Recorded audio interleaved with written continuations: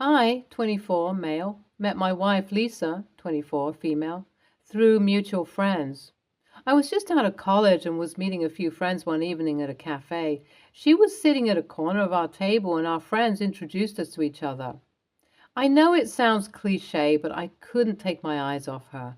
It was love at first sight for me. She had a smile that lit up the room. She saw me staring at her during our group conversations a couple of times. My face turned red when I saw that she caught me, but she looked happy and kept smiling at me.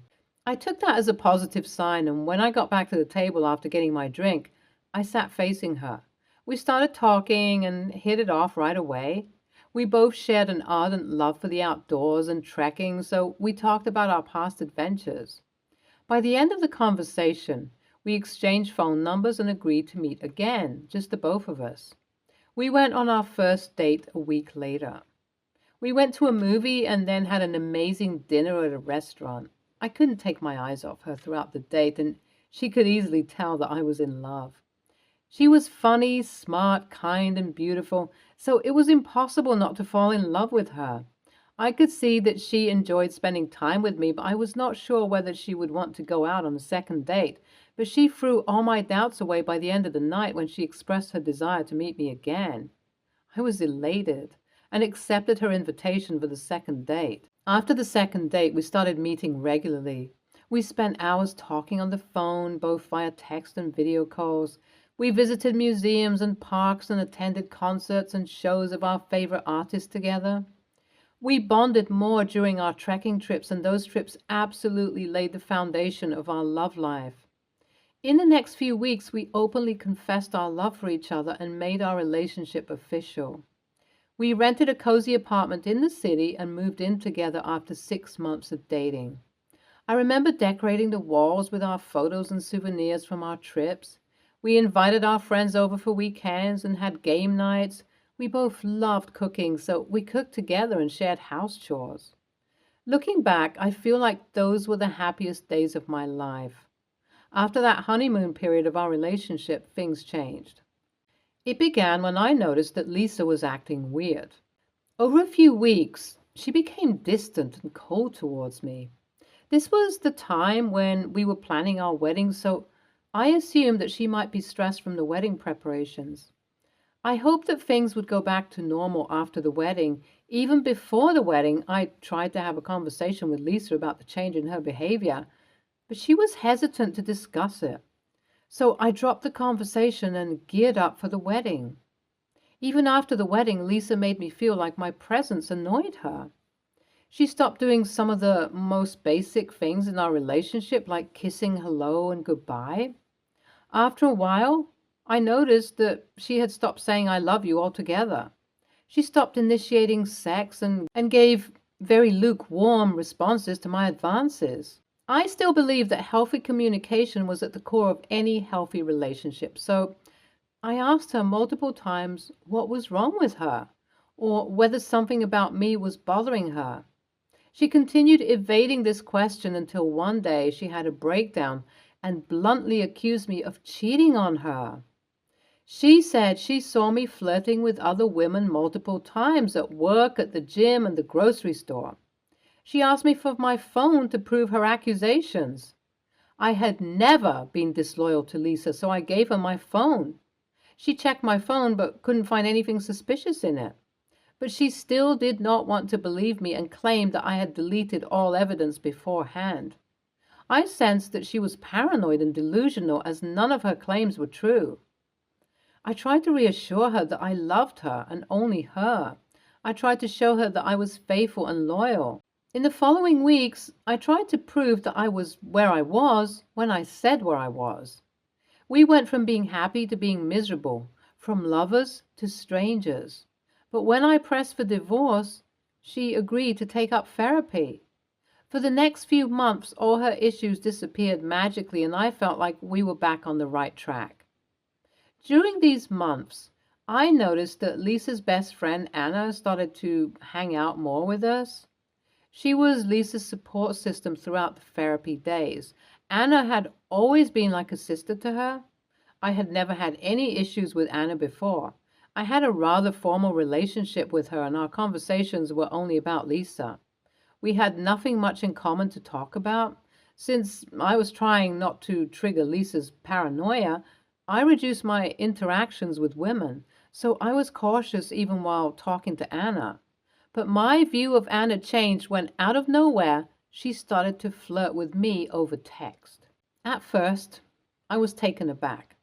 I wasn't sure what to make of Anna's messages, but I knew that it was not right on her part to talk to me like that. I could sense that Anna was up to something, and I wasn't going to fall for it. But I was curious to see what was in her mind, so I decided to play along. Though initially I warned Anna about how wrong it was to flirt with me when she decided to continue with it, I decided to respond to her messages, flirting back with her.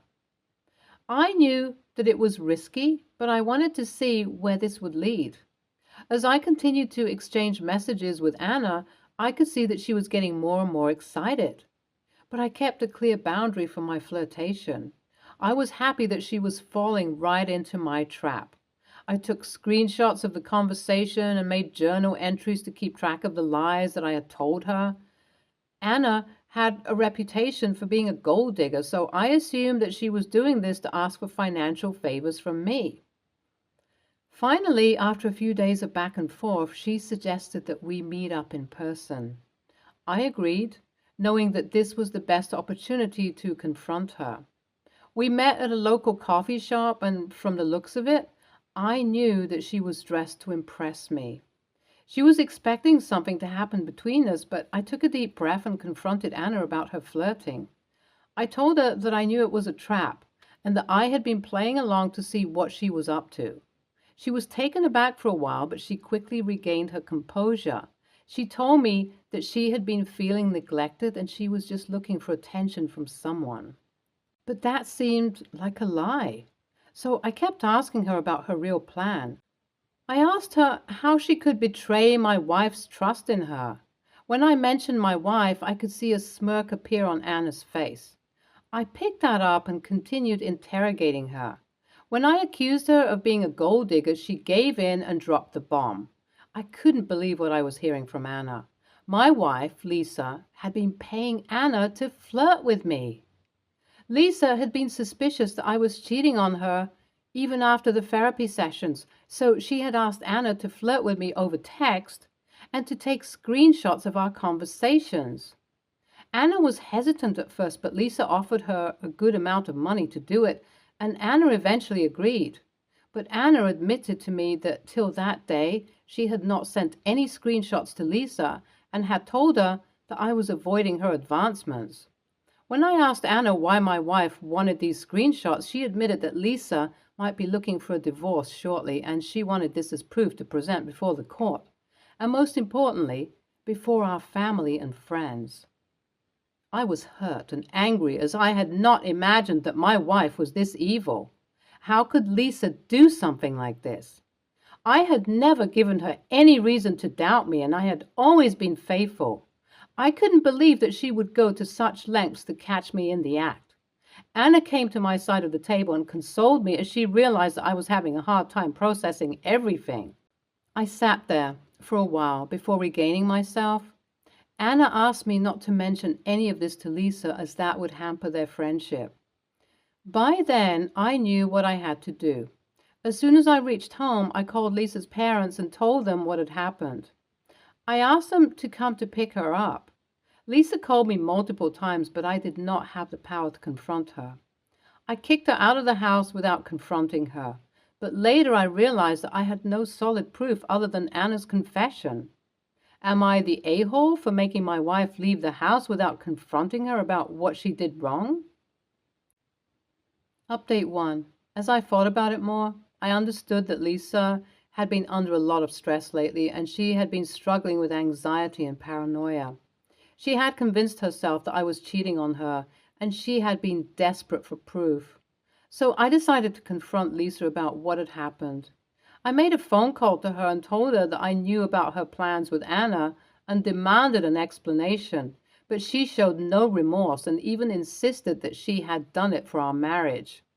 I was ready to forgive her if she admitted her mistakes. I asked Anna to help me understand the situation, and during our conversation, she revealed that Lisa was not meeting a therapist at all. She usually left the house and hung out at Anna's place. So Lisa had lied to me for the past few months about going to a therapist. Now I have lost all trust in her. She had called me and begged me to give her one more chance, but after learning this, I don't think I can go on in this marriage. Update 2. When I learned that Lisa still trusted Anna, I asked her a favor. Since Lisa had lied to me about the therapy, I knew that there were other things that she might have lied to me about. Anna had shown me solidarity throughout these last few weeks, so I asked her a favor to find out why Lisa changed just before our marriage. Anna called me today with the truth bomb, that I was cheated on by Lisa just before the marriage. Lisa admitted to this in a text with Anna. Lisa was guilty about this and wanted to find some proof of me cheating so that she could have some closure. So divorce is the only way forward, and I have hired an attorney to fasten up the process. ESH, your wife is the a-hole for being suspicious and ruining your marriage, but she appears mentally unwell. Her best friend is the biggest a-hole for taking advantage of her mental illness and making money. Instead of standing by your wife's side and making sure she was getting the help needed, you decide to decode down her best friend manipulator's plans to flirt with you. That's your mistake. NTA, your wife needs help. She's making up so many lies, all to hide what she did. With her cheating and planning to get you to cheat, I would say divorce is the best way to go. Next story. I, male, 16, am disabled myself. I use forearm crutches due to ME, CFS, and occasionally a wheelchair when it gets bad, and an injury I had as a kid that never healed right. I'm also neurodivergent, autism. This girl I go to school with, female 17, is the most obnoxious girl I have ever met. She likes to compare our disabilities and say hers are worse without ever actually disclosing what she has. I physically can't walk without support. She can walk just fine. She will interrupt class to talk to the teacher about personal issues. Everyone I've talked to about her has disliked her as well. She is fully capable of using a backpack, but she instead uses this box, a rolling box that gets in everyone's way and is always a mess. Last time I saw it, it had trash from a field trip we went on a month ago. It always gets in the way and gets upset when I need the accessible class seats because I physically cannot walk. She complains about her box all the time. I will also use noise-canceling headphones when sounds are too overwhelming, and she'll come to me and say shit like, "It's not fair you can use them when the school says headphones aren't allowed in class." She's reported me to security for wearing my favorite Ninja Turtle hoodie to school because it has weapons on it. One day, I sat in the accessible seat in my chemistry class. It's low to the ground with shorter seats to accommodate wheelchairs and a clamp on the side to hold crutches, canes in place. I sat down, and as soon as this girl came in, she started getting all mad at me. She said, "One day I'm going to get here before you to get that seat. I need the extra space for my box." I've been dealing with her for 5 years at this school, and I finally had it with her shit. I looked at her and started yelling. "Oh my freaking God, dude. You do not need that goddamn box. You are not special. Shut up, please. I hate you. Stop acting like we're friends. We're not. I hate you so much. Leave me alone. You annoy me so much. I need this more than you. I can't walk, dude." I had tears dripping down my face from how angry I was. She started crying and left the room, taking the backpack she kept in that goddamn box. My friend walked me out of the room and took me on a walk around the school to calm down a bit. I feel really bad about what I did, but I don't know if I'm the a-hole or if I went about it the right way. Am I the a-hole? Update. We had a meeting with the IEP staff and we were discussing our disabilities, and after we got done talking about the altercation, We were talking about each of our IEP plans, and she had no physical disabilities or any physical accommodations. All she had was ADHD and accommodations for that, such as being allowed to use a fidget, headphones, and having to take breaks. Her parents said they were disappointed that she would lie about something like that and cause a scene in class, and her schedule is going to be switched around to not interfere with mine. That's pretty much all that happened. She obviously is upset with me. She won't look at my way, which I really do not mind at all. NTA, okay, she has problems, but this is a teacher administrator problem. You shouldn't have to fight everyone who feels entitled to the accessible everything. That's why parking permits and IEPs exist. It's not your job to evaluate how much she needs that box. It should be on her IEP if she needs it. And then the teacher has to make sure she gets it. And your accessible desk should be on your IEP, and your teacher needs to make sure you get it. So, sorry, but it's on my IEP. You'll need to show the teacher your IEP to get the furniture you need, is the best response. But I understand that when you're left to sort this yourself, why you weren't so polite. Well, NTA, but you didn't go about it the right way either. Bottling it up until you blow isn't your best option. You and hopefully your peers need to start calling her out when she pulls her crap. Not yelling or screaming, maybe just telling her that if she can't be respectful, you won't be talking to her anymore. Next story. Hi everyone. When I, 33 male, was younger, I was not the most popular kid in class. I did the musicals and academic subjects. I wasn't much of a sports person and not really very social. Toward the end of high school, I made quite a few friends and it got easier. But one of the popular kids, let's call him Jake, constantly taunted me for my ethnicity, my body, my nerdiness, and what have you. I have never forgotten it and constantly resented him for it. Fast forward 15 years, Jake has done something very stupid and immature, and as a result, he has been in a coma for several years. I left my country when I graduated uni and now live in a major city abroad earning a pretty significant sum. I'm known in my field and everyone I went to school with is aware of this. Quite frankly, the fat musical kid ended up the most successful graduate of his class.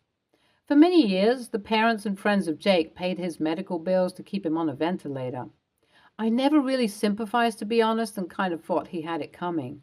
Anyway, an old friend messages me the other day telling me that the GoFundMe is finished and that the parents are almost bankrupt, and everyone would appreciate it if maybe I could kick 20 to 30,000 toward his medical bills.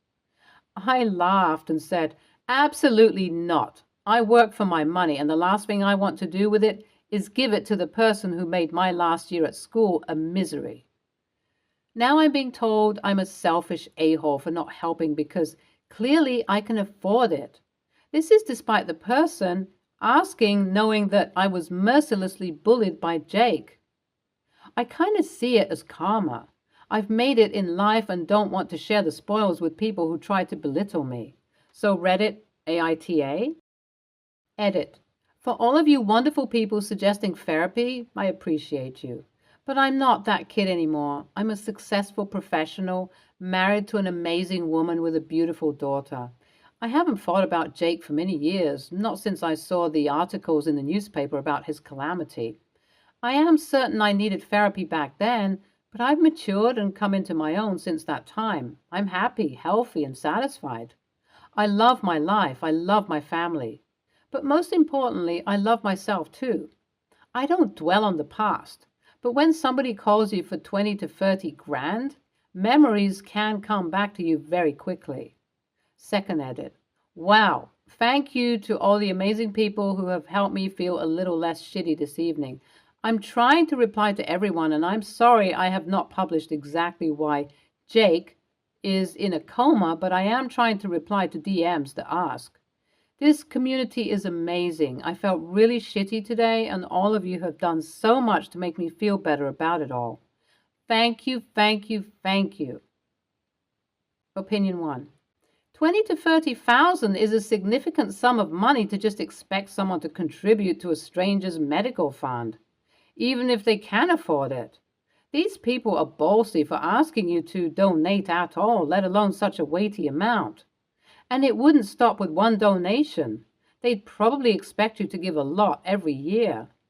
NTA, OP, go and live your good life without any guilt whatsoever.